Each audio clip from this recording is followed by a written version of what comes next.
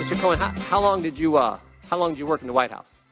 I never worked in the White House. And that's the point, isn't it, Mr. Cohen? No, sir. Yes, it is. No, it's not, sir. You wanted to work in the White House. No, sir. You didn't get brought to the dance. Sir. And now? I was extremely proud to be personal attorney to the President of the United States of America. I did not want to go to the White House. Is that true? Immediately tweeted out Rudy Giuliani. That's not true by multiple sources. In fact, I have a tape here on CNN with him talking to Chris Cuomo saying, I hope to be asked to go to Washington. Joining us now is the President of the United States personal attorney and good friend, Rudy Giuliani. Mr. Mayor, welcome back. Brian, it's always a pleasure. How are you? I wanted to start where I saw you tweeted. That was a lie, right? Well, that one is about as provable perjury as I've ever seen. So far, if you just look online, there are about 5 witnesses. And then, of course, the tape with Cuomo. And I have to tell you, I don't want to be a witness, but he told me the same thing. And he even complained to me that he didn't get a job. I mean, it was well known. I mean, I not only heard it from him, I heard it from other people who, secondarily would say. And then, of course, there was just talk that he was very upset when he didn't get one. So with the whole Stormy Daniels situation and the payments and the checks as Exhibit A for $35,000 in a series of payments, legal experts have said this is very problematic because he was the one receiving the checks and Donald Trump did sign at least one of them. Well, it really isn't, but because they don't have any sense of history. Look, we brought all that out 10 months ago. There was nothing new in what he said. We brought out 10 months ago that he made the payments. It's our view of it that the president didn't know about it at the time. And then the president, when he found out about it, made arrangements for reimbursement. Now, it's not a campaign contribution, Brian, because one of the purposes of it was to shield Melania, his wife, and his family from the bad publicity. And he himself acknowledged that twice when he said the hardest thing was when he had to go lie to Melania. So if you go back to his earlier explanations on tape, of which there are many, he said he made those payments primarily for a personal purpose. So if you go back to some of the other cases that exist, if I make a so-called campaign expense, but one of the reasons for it is personal, and I would have made it anyway had I not been in a campaign, then it's not a campaign contribution. That's clear. So the Southern District is pursuing a faulty theory with regard to Cohen, but he pled guilty to it, never tested. I really doubt they're going to use a questionable theory to pursue, other people. Andy McCarthy, not an enemy of the president at all. I think he's playing it pretty fair, but does know the Southern District as you do. I think you brought him in. He says the problem with the Stormy Daniels thing is the stream of payments that it wasn't disclosed. Well, you wouldn't have disclosed them if they weren't a campaign contribution. Andy, who I love and I think is a great lawyer, I don't think he's done enough research on the interpretations of a campaign finance payment. The Edwards case is the main one, but there are about 5 others. It's very simple. If let's say I'm going for a debate, and my political advisor says to me, "You got the worst suits in the world. Right? You got to buy a suit because you got to look better on that on television." I go buy the suit. Can I use campaign money for it? No, I can't, because I would have bought the suit anyway. I buy suits regularly anyway. So if a woman comes to you and threatens to come out with a terrible story about you that can hurt you, and let's say it's untrue, but it can hurt you in the campaign, and your wife and family are going to get very upset with you. They're going to get very angry at you. Yep. They're going to be very hurt. And you pay her for both of those reasons. It's not a campaign. Think about this. If I were running for office, I could pay off all my lawsuits with campaign funds. If I have 4 lawsuits against me, I get the campaign to pay for all of them. Gotcha. It's a campaign. So this is let's call it a bull, theory. It will never fly. Never. Not worried about it. So I don't know who wrote her questions, but Alexandria Ocasio-Cortez went pretty quick on where this investigation's going. Let's listen to this exchange, Mr. Mayor. To your knowledge, did the president ever provide inflated assets to an insurance company? Yes. Who else knows that the president did this? Alan Weisselberg, Ron Lieberman, and Matthew Calamari. And where would the committee find more information on this? Do you think we need to review his financial statements and his tax returns in order to compare them? Yes, and you'd find it at the Trump org. So he's basically saying the CFO is going to come in there, and these other people who I've never met are also going to come in there to try to explore whether he did these things. Mr. Mayor, your reaction? My reaction is that's about as true as he wasn't asking for a job. He didn't represent foreign governments. That's another area of really serious perjury.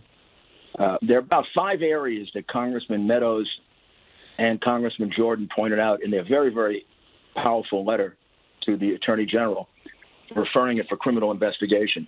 The man is not worthy of belief. And the reality is the Congresswoman is wrong, too. If somebody makes an allegation that I did something wrong on my taxes, Congress can't investigate that, even if it's the president. I mean, the IRS has already gone over those taxes. If it is to be investigated, a prosecutor has to investigate it. They're not a prosecutorial agency. They get taxes in order to make tax legislation, not to prosecute people for alleged tax crimes. Now, Mr. Mayor, it sounds logical to me that Adam Schiff or Elijah Cummings should not be looking into the Trump organization's practices. However, right. it sounds like they're going to subpoena him to the CFO to come up and these other names to come up. They haven't done it yet, so I'll have to give the president legal advice. But I tell you, as a legal expert, certainly would be my first instinct to resist all those and say, refer it. You want to do that? Do what the congressman did. The 2 congressmen referred Cohen for criminal prosecution. They didn't have Congress start the criminal prosecution. They have an idea of what Article 1, 2, and 3 of the Constitution say. So if Schiff and Cummings and all these others want something done about his taxes, should be referred to the Justice Department or the IRS, not Congress. But that's why the president, I know they get angry at him when he says this, but that's why this is a witch hunt, Brian. This is not anything like any investigation I've ever seen. This is like looking at a man and saying, just take any man and say, I'm going to search his whole life. Yep. I'm going to try to find something he did wrong.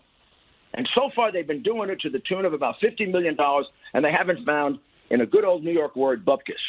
In the Mueller investigation. But the Southern District of New York has people who like the president, no concerned. Like Chris Christie says, I'm worried about the Southern District of New York. Andy McCarthy said this all is a sideshow. The real show is the Southern District of New York. Now, does that worry you? Would you represent the president in that respect? Well, of course, yes. Okay. I would. I know those cases really well. I do not think there's anything there to concern us. I mean, concern us. When they come up with cockamamie theories, we got to deal with it. Like we had to do with collusion. We've been dealing with collusion for 2 years. They did a whole counterintelligence investigation, a phony one, no evidence. The big news the other day is even Cohen can't come up with a good lie about collusion. Don't you think if he could come up with a lie he could have told he would? Yep. The reason he can't do it is there's so much corroboration that there was no collusion that he would really get destroyed if he did that. So he and his lawyer, Lanny Davis, was smart enough to stay away from that. But they sure did a poor job of preparing him.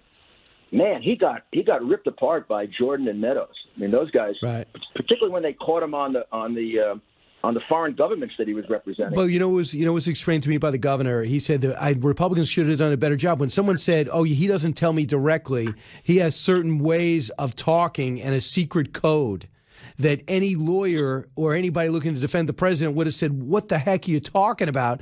Are you going to tell me the president has a secret code?" And we're supposed to go with the secret code complaints. Chris is being a little bit harsh. I thought they got what I would consider, man, I tried, 50 to 100 cases, and I supervised thousands. I thought they got tremendous stuff out of him when they got him on those foreign. And when they got him to not only say that he didn't look for a job, but then to boast about it and expand on it, and it can be hard for him to say I didn't understand the question. Right. And then there are about 3 other areas that I can't reveal, but they had their own purpose in mind. And if they were working for me as assistant U.S. attorneys, I'd give them a promotion. Okay, I want you to hear what he did say about Roger Stone, the president, and a speakerphone. Days before the Democratic convention, I was in Mr. Trump's office when his secretary announced that Roger Stone was on the phone. Mr. Trump put Mr. Stone on the speakerphone. Mr. Stone told Mr. Trump that he had just gotten off the phone with Julian Assange, and that Mr. Assange told Mr. Stone that within a couple of days there would be a massive dump of emails that would damage Hillary Clinton's campaign. Mr. Trump responded by stating to the effect, "Wouldn't that be great?" So Rona Graff transferred the call. She's probably going to get called up there. What is Rudy Giuliani as the president's attorney? What does that mean to you? Well, since I don't know what they're going to do, I can't comment on that in detail, except to say two things. One, it sounds fishy to me because I believe Assange, at least a week or two before that call, had already announced that he was going to do it. So this big secret that he's talking about was known to everybody. So it sounds kind of ridiculous that Stone would call him up, who, by the way, that part has been investigated. Stone denies the call. So it would be kind of weird that Stone would call him up and say, "President, I got unbelievable news for you. Assange is going to release." Well, he had said that 10 days before, publicly. So I think this is another area where Cohen kind of tripped over himself. So there was no big surprise in that. All right. I can't say anything more about it, but I don't think it's going to turn out to mean anything. So do you believe the Mueller investigation is going to be dropping next week? Only read the tea leaves, Brian. I have no inside information that it is. I heard they cleaned out their offices. The grand jury has not been convened. Is that all the same things that you've heard, I've heard, because they all come from leaks, as opposed to they're calling us and telling us, we're going to do it in 10 days. We're going to do it tomorrow. We did it yesterday. I mean, as far as I know, they could have submitted the report to the Justice Department already. Remember, the Justice Department has to review it and then have some kind of internal discussion with them.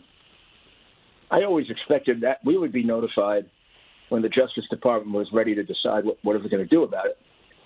right? We'll see. I mean, I would assume they'd call you. Mr. Mayor, last thing, the story in the New York Times said the president cleared Jared Kushner and his daughter of security clearance over the objections of Don McGahn and General Kelly, who was chief of staff at the time. What do you think about this story? And if memos exist, what do you do? I really don't know anything about it. I mean, I'm not involved. I wasn't involved in that. I mean, Jared and Ivanka are good friends of mine, and I thought the whole thing about holding up the security clearance was, to me, really unfair. But beyond being a friend and knowing it from the outside, I don't know the details of it. Okay. Mr. Mayor, how do you feel right now about your client and his case? I thought Cohen really fell apart. I don't see how you can put that man on a witness stand. And I think here's the irony of it. Lanny Davis and he brought him in there in part so that he could reduce his sentence. Now he's looking at possibly 2 or 3 more criminal charges and spending more time in jail. That's a hell of an outcome. Right. I mean, those perjury prosecutions can't be ignored. One is provable by tape, and the other is provable by document.